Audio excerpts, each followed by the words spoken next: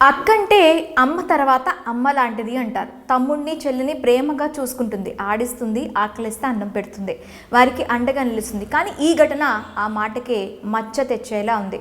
ఇంట్లో తల్లిదండ్రులు లేని సమయంలో ఇద్దరి చిన్నారి చెల్లెలను కంటికి రెప్పలా కాపాడుకోవాల్సిన ఓ అక్క తనను చూడకూడని స్థితిలో ఉండగా చూశారని వారిని పొట్టన పెట్టుకుంది. ఈ ఘటన ఉత్తరప్రదేశ్లోని ఇతావా జిల్లాలో చోటు చేసుకుంది. వివరాల్లోకి వెళ్తే ముగ్గురు పిల్లలను ఇంట్లో ఉంచి తల్లిదండ్రులు బయటికి వెళ్లారు. ముగ్గురు అమ్మాయిల్లో అంజలి పెద్దమ్మాయి, ఆమెకు 20 ఏళ్లు ఉంటాయి. ఆమెతో పాటు మరో 2 బాలికలు ఉన్నారు.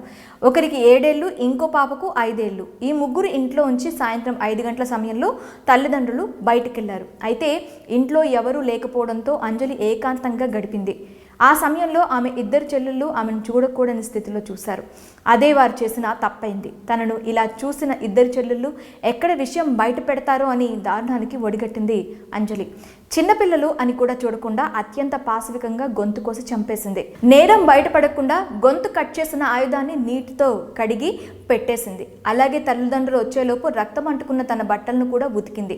రాత్రి సమయంలో తల్లిదండ్రులు వచ్చి చూసేసరికి ఇద్దరు చిన్నారులు విగత జీవులుగా పడి ఉన్నారు. దీంతో వారి గుండె ఆగినంత పనైంది.